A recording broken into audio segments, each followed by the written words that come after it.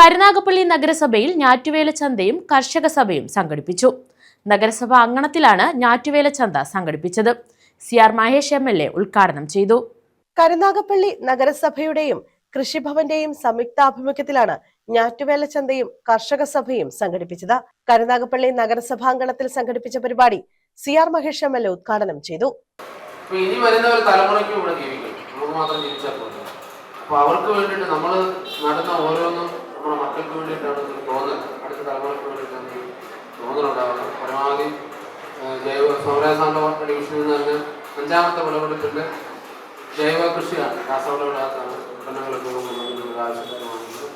എല്ലാവരും ഒരു ജീവിതത്തിൻ്റെ ഭാഗമാക്കി മാറുന്നു.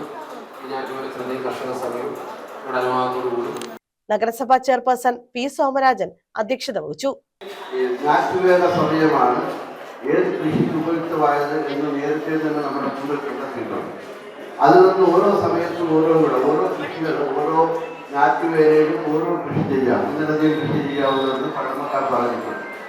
അങ്ങനെയാണ് തിരുവാതിര ഞാറ്റുവേലയാണ് ഏറ്റവും പ്രസിദ്ധമായിട്ട് കണ്ടിട്ടുള്ളത്. അതെന്നത് 15 ദിവസം 13 എന്നുള്ളത് 14 ദിവസങ്ങളിൽ 15 ദിവസമായിട്ട് ലഭിച്ചതുകൊണ്ട് അത് ഏറ്റവും വലിയ ഞാറ്റുവേല തിരുവാതിര എന്ന് പറയുന്നതുകൊണ്ട് അങ്ങനെ ആ ഒരു സങ്കല്പത്തിൽ ഇന്നും ശാസ്ത്രം മാറിയതോടുകൂടിയ സങ്കല്പം മാറിയിട്ടുണ്ട്.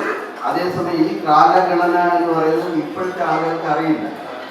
ഇതിപ്പോഴും പല കൃഷിശാസ്ത്രജ്ഞന്മാരും കൃഷി ഉദ്യോഗസ്ഥരും പറഞ്ഞ് ബോധ്യപ്പെടുത്തുന്നു. ഓച്ചിറ കൃഷി അസിസ്റ്റന്റ് ഡയറക്ടർ ഷാനിദ BBA സ്വാഗതം പറഞ്ഞു. കൃഷി വകുപ്പ് ഡയറക്ടർ റീന രവീന്ദ്രൻ പദ്ധതി വിശദീകരണം നടത്തി.